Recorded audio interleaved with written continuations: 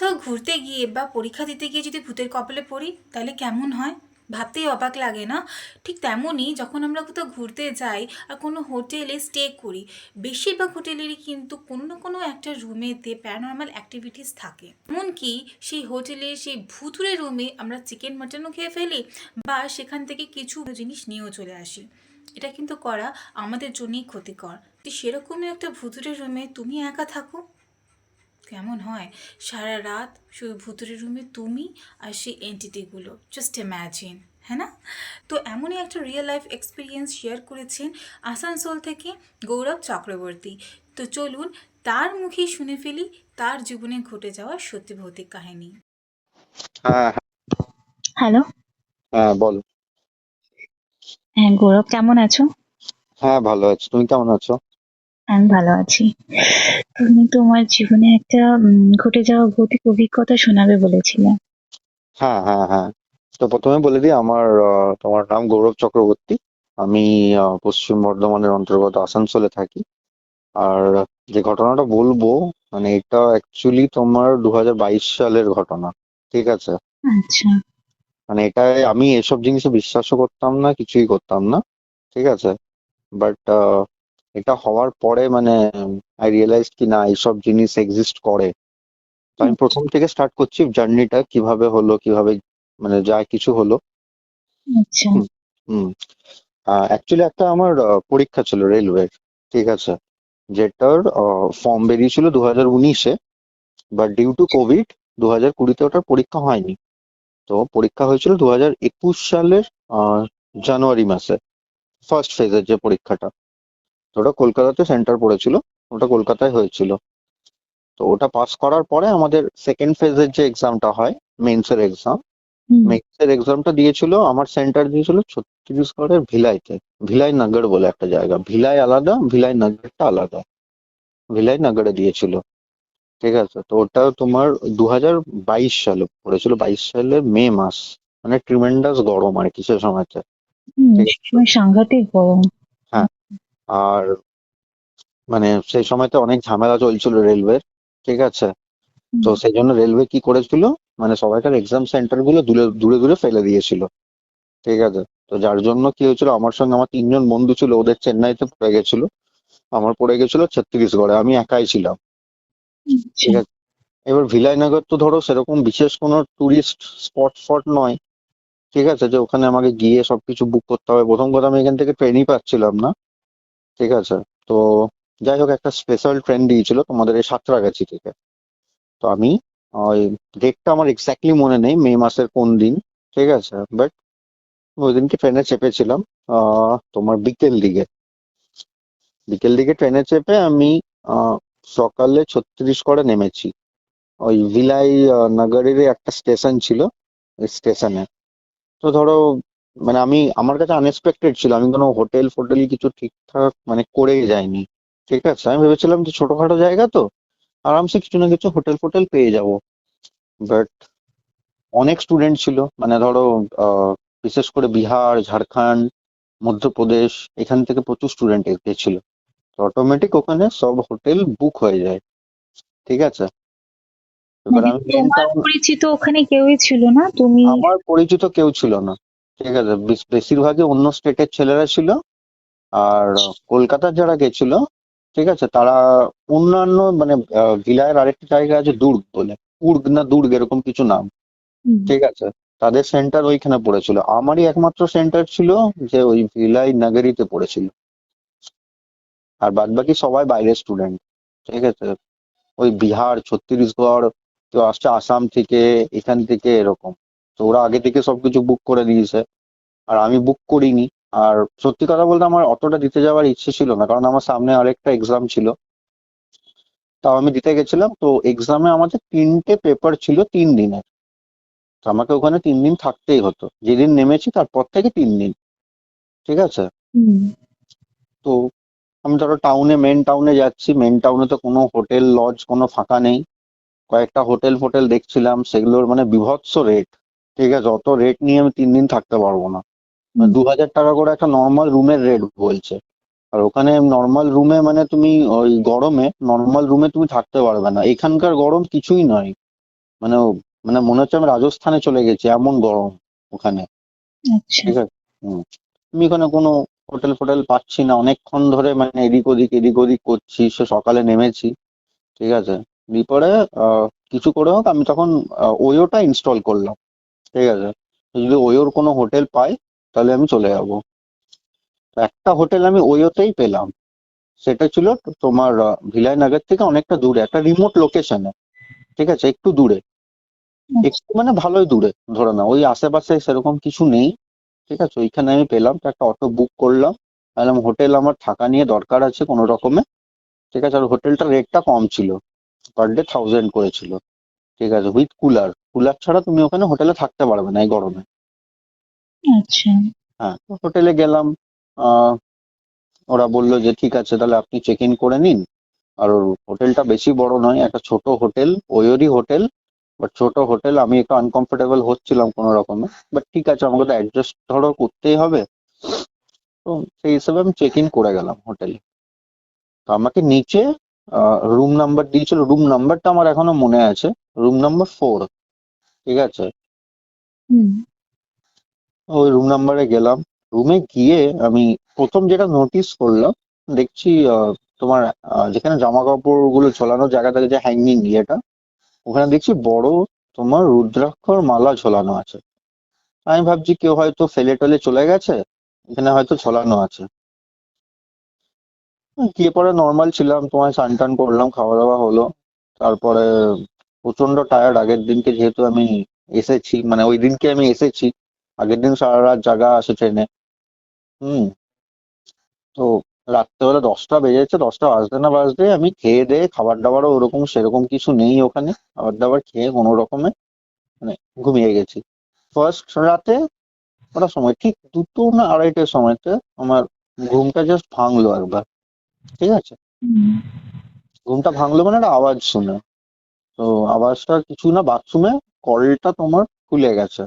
মানে বাথরুমের কলটাকে যদি তুমি জোরে খুলে দাও রাত্রেবেলায়, ঠিক আছে, সেরকম মানে বাথরুমের কলটা খুলে গেছে। তো আমি ভাবলাম যে হয়তো প্রেসার ফেসার এসেছে।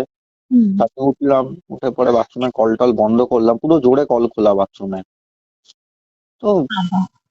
হ্যাঁ, পরের দিনকে আমার এক্সাম ছিল অটোমেটিক, তো আমি ওই দিনকে রাতে ওইটুকু করেছি, করে পর আবার শুয়ে গেছি, সকালবেলায় বেরিয়ে গেছি এক্সাম সেন্টারে, এক্সাম দিয়েছি, এক্সাম দিয়ে এসেছি আবার। ঠিক আছে, এটা সেকেন্ড রাতের ঘটনা, ফার্স্ট ডে আমার হয়ে গেল। মানে ফার্স্ট ডেতে শুধুমাত্র এই কল খোলারই এক্সপিরিয়েন্স? হ্যাঁ, কল খোলার, ফার্স্ট ডে আর কিছু হয়নি। ফার্স্ট ডে তে ওই শুধু জাস্ট কলটা খোলারই আমি ইয়ে পেয়েছি, আর কিচ্ছু না। সেকেন্ড ডে তে যখন আমি ওই একই রকম রাত্রেবেলা ধরো ঘুমিয়ে যাচ্ছি 10টার সময়তেই। ঠিক আছে। সেকেন্ড ডে তে হলো কি, ঠিক ঠিক একই টাইম, রাত 2টো থেকে 2:30। ঠিক আছে, ওই টাইমটাতে আমার ঘুমটা ভাঙলো, সেম আবার কল খোলা। আমি আবার উঠলাম, গিয়ে কলটা বন্ধ করলাম, শুলাম। ঠিক আছে, তখন আর কি বলতো, তখন আমার আর ঘুম আসছে না। আমি ভাবছি আমি এত টায়ার্ড, আমার ঘুম আসছে না কেন। একটা আনইজি ফিল করছো, একটা অস্বস্তিকর। অস্বস্তিকর, মানে ঘুমটা আসছে না। আমি বলছি আমি এত টায়ার্ড আছি অথচ আমার ঘুম আসছে না। তখনই সাডেনলি তোমার বাথরুমে যদি কেউ হড়হড় করে চান করে, ধরো পুরো বালতি নিয়ে, সেরকম চান করার আওয়াজ। আমি যে বাথরুমটাতে আবার চান করার আওয়াজ, কে চান করছে এখন। ঠিক আছে। প্রথমে আমি অত নোটিস মানে জিনিসটাকে অত গুরুত্ব দিইনি, আমি ভাবলাম হয়তো পাশেও তো বাথরুম ফাথরুম থাকতে পারে, ওখানে হয়তো কেউ চান করছে রাত্রেবেলায় গরমে, সেই জন্য। আমি দেখছি অনেকক্ষণই চান করার আওয়াজ, শুধু চান করার নয়, চান করে ধরো চলা ফেরার যে আওয়াজটা হয় বাথরুমে, হুম। সেই আওয়াজটা। আর যখনই ওই চান করার আর চলাফেরার আওয়াজটা হচ্ছে, তখনই কুকুরগুলো অস্বাভাবিক ডাকছে বাইরে। তো তখনও আমার কোনো রকম, আমি কিছু ওরকম চিন্তা ভাবনা করিনি, বাট আমি তাও একবার উঠলাম, বাথরুমের লাইটটা যেই জ্বালিয়েছি আওয়াজটা বন্ধ হয়ে গেছে। তখন আমার মনে একটা মানে হালকা মানে হয় না, একটা খাটকা লেগেছে, যে না, কি ব্যাপারটা হলো, লাইটটা বন্ধ করে দিলাম, আওয়াজটাও বন্ধ হয়ে গেল। আবার আমি শুয়ে গেছি যথারীতি। তখন রাত্রেবেলা 2:45 বাজছে, তখন একটু আমার হালকা আমার মানে ঘুমটা এসেছে। তখন বাথরুম থেকে জাস্ট একটা মানে হয় না একটা মানে একটা লেডি, মানে ধরো একটা মেয়ের গলাতে ফুপিয়ে ফুপিয়ে যে কান্নাটা হয়, মানে খুব কষ্টের মধ্যে, মানে একজন আছে ধরো ফুপিয়ে ফুপিয়ে কাঁদছে, ওই কান্নার আওয়াজটা আমি যেই পেয়েছি না, মানে আমি এখনো বলছি, মানে লাইক গুজবাম্পস দিচ্ছে। ঠিক আছে, কান্নার আওয়াজটা আমি যেই পেয়েছি তখন আমার হয়ে গেছে অবস্থা খারাপ। তখন আমি বুঝতে সাংঘাতিক পেরেছি যে এক্সপিরিয়েন্স, ও মাই গড। হ্যাঁ, পৌনে তিনটে। আর তুমি জানোই যে আমরা এই 2টো থেকে রাত 3টের টাইমটাকে আমরা ডেভিলস আওয়ার বলে বলি। হুম। ঠিক আছে, তো ওটা একটা মাথায় ছিল, বিকজ আমি এমনি হরর মুভি, হলিউডের মুভি দেখতে প্রচন্ড ভালোবাসি। ঠিক আছে, আমার মাথাতে ওইসবই ঘুরছে যে এগুলো সত্যি করে এসব আবার কিছু হয়ে গেল না তো। ঠিক আছে, তো মানে সেই সময়তে মানে আওয়াজটা থামছে না। ঠিক আছে, আমি কি করেছি, কোনো রকমে উঠে আবার আমি লাইট জ্বালিয়ে দিয়েছি। ঠিক আছে, লাইট ফাইট জ্বালিয়ে দিয়েছি, আর দেখছি আবার স্টপ হয়ে গেল। না, কিছু তো একটা ম্যাটার আছে এখানে। ঠিক আছে, হুম। আর তুমি বিশ্বাস করবে না, দেখো একটা আহ, বাড়িতে গেলে বা একটা রুমে গেলে, যদি মানে কিছু একটা খারাপ থাকে বা কোনো নেগেটিভ কিছু থাকে না, তোমার ওখানে গেলে একটা অস্বস্তি ফিল হয়।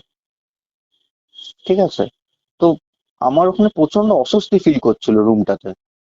তো আমি প্রথম দিন ভেবেছি কি বলো, ধরো বাইরে এসেছি, ঠিক আছে, একটা অন্য রুমে, সেই জন্য আমার অস্বস্তি ফিল করছে, বাট কিন্তু ওই রুমটাতে আমার ভালো লাগছিল না কোনো রকমে। প্রচন্ড মাথায় নেগেটিভ চিন্তা ভাবনা আসছিল। ঠিক আছে, এক্সাম যেরকম হওয়ার কথা ছিল, আমার এক্সাম অত ভালো হয়নি ফার্স্ট ডেতে। ঠিক আছে, মানে অদ্ভুত অদ্ভুত সব নেগেটিভ চিন্তা আসছিল রুমটা, তার প্রচন্ড অস্বস্তি ফিল হচ্ছিল, মানে একটা টাইমে এমন ফিল হচ্ছিল যেন নিঃশ্বাসটা আমার বন্ধ হয়ে যাবে। তাই আমি ভাবছি অতিরিক্ত গরম এসবের জন্য। আমি আবার জাস্ট নর্মাল শুয়ে টুয়ে গেলাম। ভাবলাম না থাক, হয়তো মানে এটা হয়তো কাপলস দের হোটেল, তো তো কেউ কাঁদছে ফানছে, এদিকে থাক। কুকুরগুলো আবার দেখছি মানে বিরাট জোরে আওয়াজ করছে, বুঝলে তো। আচ্ছা। তখন আবার কুকুরগুলো ডাকছে, আর ঠিক আমার ওই মানে রুমটা আছে, ওখানে জানলা আছে, জানলাটার সামনে একটা কুলার লাগানো আছে, তার পাশেই বাথরুমটা, ওইখানটাতে এসে ডাকছে কুকুরগুলো। আবার আমি জাস্ট, ঘুমটা তখন ভেঙেছে আমার। দেখছি যে মানে কিছু দেখিনি, আমি সত্যি কথা বলছি, বাট আবার ওরকম কান্নার আওয়াজটা, এবং শুধু কান্নার নয়, জলের ওপর দিয়ে ছপাক ছপাক চললে যেরকম আওয়াজটা হয়, কেউ ধরো বাথরুমে রাত্রেবেলায় 2:45 সময় হাঁটছে, ঠিক আছে, সেরকম আওয়াজ। তখন তো আমার পুরো ভয় লেগেছে, আমি বুঝতে পেরেছি যে কিছু তো একটা আছে ভাই। আমি আবার সব লাইট ফাইট জ্বালিয়ে কোনো রকমে ঘুমিয়ে গেছি। সকালবেলায় আবার উঠেছি, উঠে পরে আমি প্রথমেই ইয়েতে গেছি, রিসেপশনে গেছি। ঠিক আছে, ওদের মানে গিয়ে বলতে হয় যে কুলারে জল ঢেলে দিই। ঠিক আছে, তো আমি ওটা বলতে গেছি, একটা ছোট ছেলে ছিল। তো আমি ওকে বলেছি, হিন্দিতেই বলেছি যে এ ভাই শোন এদিকে, রুমটাতে কি হচ্ছিল, বাথরুমটাতে বারবার কল খুলে যায়, আর এরকম কান্নার আওয়াজ কে ছিল রাত্রেবেলা এদিকে। ও না আমার দিকে অনেকক্ষণ মানে মানে অবাক হয়ে তাকাচ্ছে। ঠিক আছে, হুম। ওকে যেই বলেছি তা করতে করতে আরেকটা যেটা বড় ছেলে, মানে ধরো রিসেপশনে কাজ করে, ঠিক আছে, ওই ছেলেটা সঙ্গে সঙ্গে চলে এসছে, না ভাইয়া क्या प्रॉब्लम हुआ है। हम लोग बोले मैंने ऐसा ऐसा प्रॉब्लम हुआ है। तो नहीं नहीं नहीं, वो कुछ नहीं है, कुछ तो नहीं है, ऐसा तो कुछ नहीं है, नहीं नहीं नहीं। আর আমি ওখানে, ব্যাপারটা কি ধরো, এটা আমাদের ওয়েস্ট বেঙ্গল একটা নিজেদের স্টেট, ওটা বাইরের স্টেট, একদমই বাইরের। ওখানে গিয়ে যে আমি কিছু বলবো, রুম চেঞ্জ করে নেবো, ঝামেলা করে নেবো, সেই অবকাশটুকু আমার কাছে নেই, কারণ আমি একা আছি। ঠিক আছে, যদি বলে যে তুমি বেরিয়ে যাও, তা আমি থাকবো কোথায়, এটাই আমার ঠিক নেই। হুম, তো সেকেন্ড দিন যখন হয়েছে, সেকেন্ড দিনের ব্যাপারটা আমার মানে সব থেকে ট্রিমেন্ডাস লেগেছিল। সেকেন্ড দিনে আমি কি করেছি, সেকেন্ড দিনে আমার খুব ইচ্ছা হয়েছিল যে না কিছু ননভেজ খাবো, বিকজ ওখানে ভেজ পাচ্ছিলাম, মানে ননভেজ আমি পাচ্ছিলামই না। তো একটা আচ্ছা। হোটেল থেকে কোনো রকমের চিকেন টিকেন আমি এনেছি, এনে পরে রাত্রেবেলায় খেয়েছি। হাড় ফাড় গুলোকে কি করেছি, আমার রুমের এক সাইডে রেখে দিয়েছি, তো সকালে হবে তখন আমি ডাস্টবিনে ফেলে দেবো, হুম। বা ওরাই নিয়ে চলে যাবে। ঠিক আছে,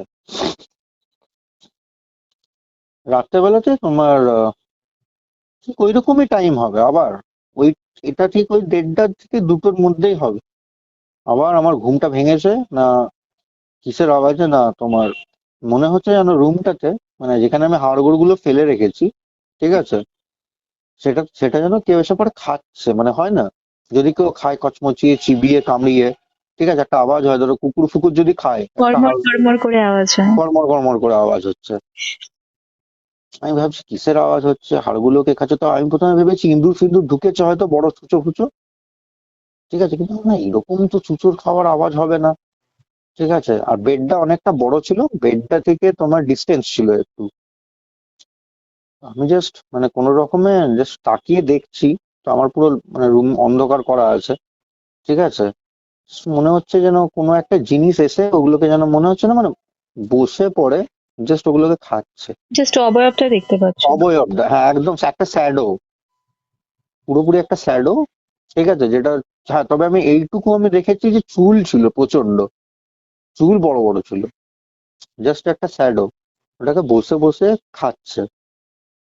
তো তখন তো আমার মানে একদম মানে যা তা অবস্থা, ঠিক আছে, মানে মুখ থেকে যে আমি ভগবানের নামও নেব সেটাও আমার বেরোচ্ছে না, যে আমি কোথায় কি পাল্লাতে এসে পড়ে গেলাম, ঠিক আছে, মানে মুখ থেকে যে বলবো যে রাম নাম নেব মুখে, সেটুকু আমার হচ্ছে না, মানে আটকে যাচ্ছে কথা রীতিমতো, ঠিক আছে। যেই আমি একটু উঠেছি, জিনিসটা ফট করে দৌড়ে বাথরুমের দিকে চলে গেছে।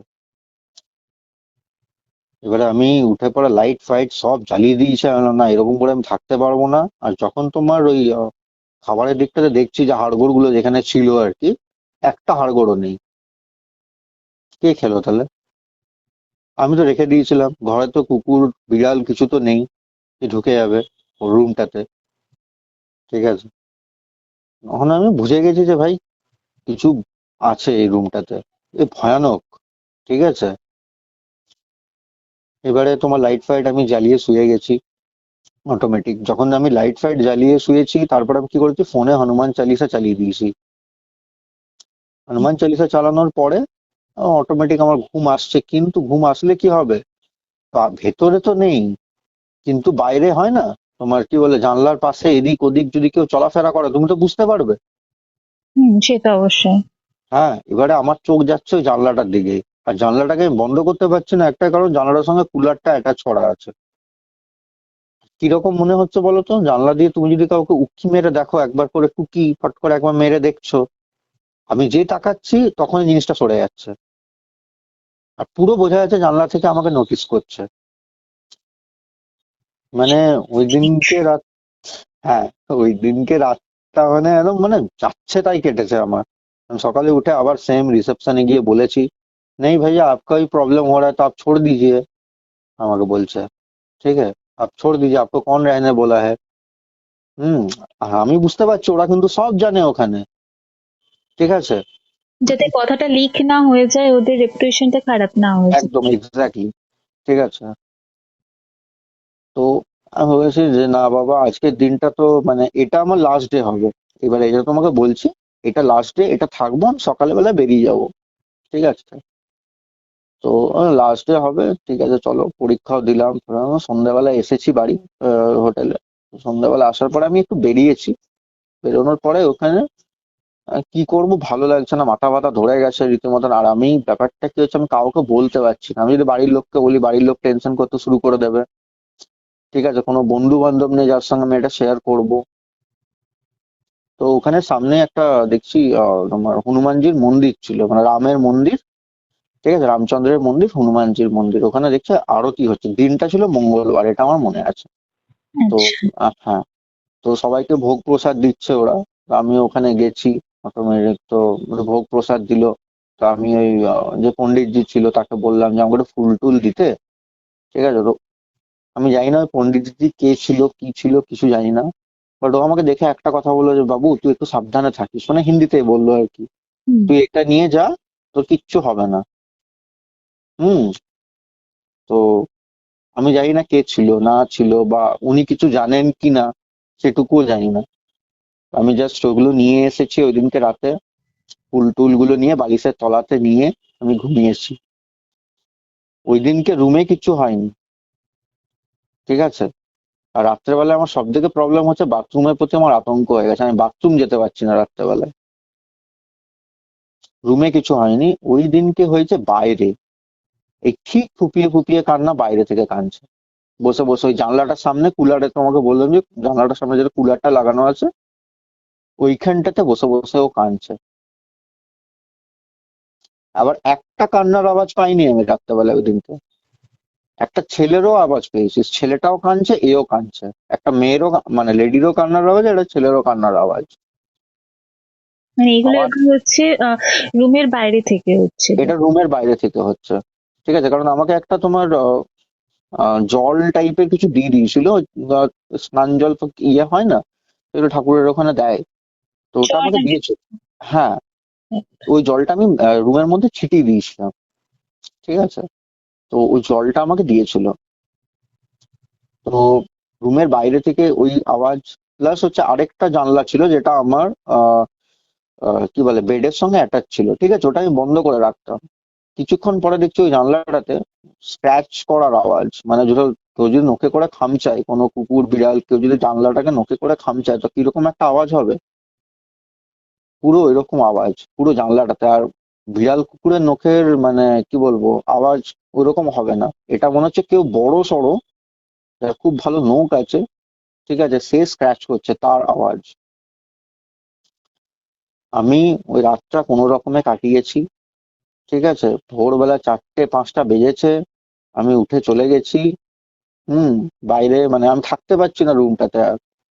8টার সময় আমার এক্সাম আছে, 7:30 আমি চেক আউট করবো বলে বেরিয়ে মানে বেরোবো, ঠিক আছে? বেরোনোর সময়তে আমি ওখানে যে বাচ্চা ছেলেটা ছিল একটা বললাম রিসেপশনে, হুম। ওকে আমি দেখেছি নিজের কাছে চা খাওয়ানো, যখন চা খেতে যাচ্ছি বাইরে, বাইরে চায়ের ব্যবস্থা ছিল। আমি বললাম যে সত্যি করে তুই বলতো ওই রুমটাতে কি আছে, মানে তুই এই বিস্কুট ধর, ওকে বিস্কুট খাইছি, চা খাইছি। তো ও আমাকে যেটা বললো যে দেখো দাদা, তোমাকে তো রুমটা দিয়ে দিয়েছে, এই রুমটাতে একজন কাপলস এসেছিল, এক ছেলে আর মেয়ে, ঠিক আছে? তারা এই রুমের মধ্যে সুইসাইড করে দিয়েছিল, ঠিক আছে? এই 4 নম্বর রুমটা আমাদের অনেকদিন ধরে বন্ধ ছিল, এটাকে রিসেন্টলি ওই ওপেন করিয়েছে পুজো টুজো করে। হ্যাঁ, তো এই রুমগুলো আমরা কিছুক্ষণের জন্য ভাড়া দিই, কিন্তু পুরো দিনের জন্য দিই না। তোমাকে দিয়েছে, আসলে আমি তোমাকে বললাম না যে আমি আরেকটা মানে ছেলের ভয়েস পেলাম বাইরে যখন কাঁদছিল। আচ্ছা। একটা ছেলের একটা মেয়ের ভয়েস পেয়েছি, ঘরে যখন পেয়েছি তখন একটা মেয়েরই ভয়েস পেয়েছি, আর বাইরে যখন কান্নার আওয়াজটা পেয়েছি তখন দুজনকারই কান্নার আওয়াজ। আর সেটা মানে আমি তোমাকে জাস্ট বলে বোঝাতে পারবো না, মানে ওটা কি কান্নার আওয়াজ ভাই, মানুষ তো ওরকম করে কাঁদে না, মানে অদ্ভুতি টাইপের কান্নার আওয়াজ, মানে তোমার হাড় হিম হয়ে যাবে রীতিমতন। তা আমি বললাম যে ঠিক আছে, আমি চেক আউট করে গেলাম ওখান থেকে, বাট গল্প এখানেই শেষ নয়। চেক আউট করে আমি একটা অটো বুক করেছিলাম, যে আমার এক্সাম শেষ হবে আর আমার ট্রেনও আছে তোমার 1 ঘন্টার মধ্যেই, আমি বেরিয়ে যাব। তো এক্সাম দিয়ে যখন অটোটাতে চেপেছি আমি বুক করে, তো ওকে আমি এক স্টেশনে বলেছি এই স্টেশনে আমাকে নামিয়ে যেতে। হঠাৎ করে কি হয়েছে, ও উল্টো দিকে আমাকে নিয়ে যাচ্ছে। আমি বললাম, দাদা এইদিকে কোথায় যাচ্ছ, আমি তো এই স্টেশনে নামানোর। আপনি ওই স্টেশনে নামানোর কথা বলেছেন, আমি তো ভুলেই গেছি, আমি তো আপনাকে অন্য স্টেশনে নিয়ে যাচ্ছি। এগুলো কোথা থেকে, মানে এই জিনিসটা বলছি একটা অন্য কারণ আছে, তুমি লাস্টে গিয়ে বুঝবে ব্যাপারটা। আচ্ছা। তো কোনো রকমে উইদিন 10 মিনিটস এর মধ্যে একটা অন্য স্টেশনে গিয়ে ওই ট্রেনটাকে আমাকে ধরতে হয়েছিল, নাহলে আমার ট্রেন মিস হয়ে যেত ওই সময়তে। ট্রেনে যখন আসছি, ট্রেনে আস্তে আস্তে রাত্রেবেলাতে, ঠিক আছে, আমি জানি না কিভাবে আমার মানি ব্যাগ চুরি হয়ে গেল, ফোনটা আচ্ছা। কোনো রকমে আমার কাছে ছিল। হুম। হয়তো কিভাবে চুরি হলো আমি বললাম, কোনো আমার জ্ঞান গম্ভীর নেই তখন। আমার নেহাত একটা জিনিস ভালো, আমার মানি ব্যাগে বেশি টাকা পয়সা ছিল না, বিকজ আমি কার্ড গুলো নিয়ে এসেছিলাম, সে কার্ড গুলো আমার গেছে। একটু আধটু টাকা পয়সা ছিল, সেটাও আমার গেল। দিয়ে যখন আমি সাঁতরাগাছি স্টেশনে আমি নেমেছি বিকেল বেলা, ওই বিকেল 4:30 এরকম সময়, ঠিক আছে? তো আমার দিদির বাড়ি হচ্ছে তোমার যাদবপুরে, Jadavpur to the East Road, মানে ঠিক বিজয়গড়ের আগে। তো দিদি আচ্ছা। আমাকে ফোন করেছে যে ভাই তুই বাড়ি কেন যাবি, তুই একটা কাজ কর, তুই এখানে চলে আয়, 2 দিন থাক, তারপরে তুই বাড়ি যাবি। বললাম ঠিক আছে। তো আমি আবার তোমার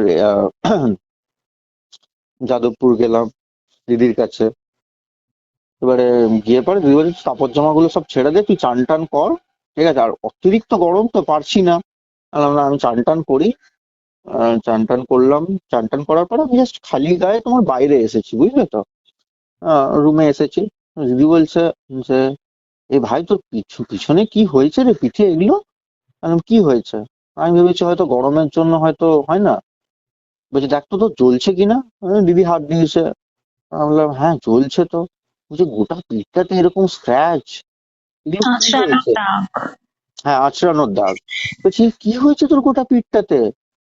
আমি তো তখন বিশ্বাস করিনি। দিপরে দিদি বলছে তুই একবার আয়নাতে দেখ। আমি বললাম, তুই ফটো তোল ফোনে, ফটো তুলে আমাকে দেখা।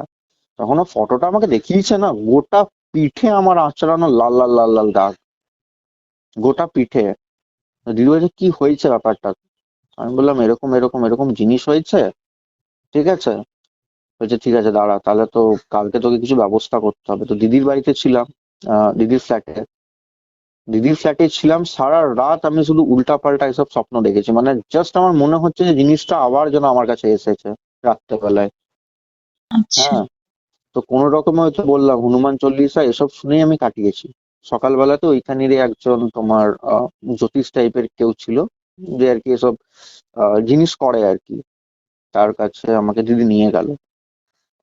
নিয়ে যাওয়ার পরে সে বলছে যে তুমি অনেক জোরে বেঁচে গেছো। এটা কোনো নর্মাল জিনিস নয়। ঠিক আছে, এটা এক প্রকারের পিশাচ। হুম। যারা ওখানে মানে আত্মহত্যা করে ধরো অনেক দিন ধরে আছে, তো হুম। থাকতে থাকতে আস্তে আস্তে আস্তে আস্তে একটা মানে পিশাচে পরিণত হয়ে গেছে, এবং তোমাকে রীতিমতন টার্গেট করেছিল যাতে তুমি ওই জায়গাটা ছেড়ে যেতে না পারো। যার জন্য আমি তোমাকে বললাম না, আমার ট্রেন মিস হয়ে যাচ্ছিল। ঠিক আছে, আমার মানি ব্যাগ চুরি হয়ে গেল। হ্যাঁ। তারপরে এখানে যখন দিদির ফ্ল্যাটে এসেছি তখনও সারা রাত ধরে আমার ঘুম হচ্ছে না। এবার ওইসব করার পরে আহ কোথাও সামহাও ঠিক হলো আমার সবকিছু। হ্যাঁ।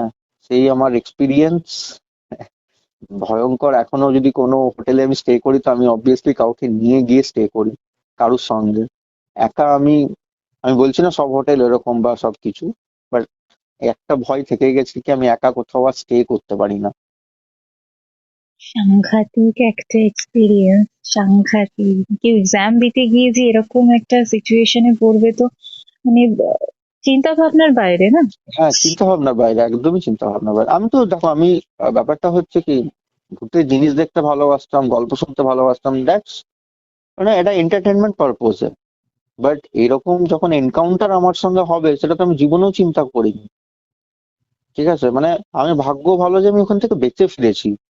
রুম যেখানে দুজন সুইসাইড করে নিয়েছে, সেই রুমে আমি। ঠিক আছে, সেখান থেকে যে এইভাবে আমার মানে ফেরা, সেটাই হচ্ছে বিরাট বড় ব্যাপার। ঠিক আছে, আর সত্যি কথা বলতে এসব নেগেটিভ এন্টিটিস যেখানে থাকে না, সেখানে কিছুই ভালো হয় না। আমি তো দেখলাম একটার পর একটা খারাপ হয়েছে আমার সঙ্গে, একটার পর একটা খারাপ হয়েছে। রাত্রেবেলায় কখনো কখনো এই জিনিসটা আমাকে হন্ট করে, বিশেষ করে এই যে কান্নার আওয়াজ, ওটা আমি আমার লাইফে আমি কোনোদিনও ভুলবো না। তো বন্ধুরা, আজকের এই ভয়ানক অভিজ্ঞতাটা তোমাদের কেমন লাগলো অবশ্যই কমেন্ট বক্সে জানিও। যদি ভালো লেগে থাকে তো অবশ্যই লাইক কমেন্ট শেয়ার সাথে সাবস্ক্রাইব করে পাশে থাকা বেল আইকনটা প্রেস করে দিও, যাতে সমস্ত নতুন ভিডিওর প্রথম নোটিফিকেশান সবার আগে তোমাদের কাছে গিয়ে পৌঁছায়।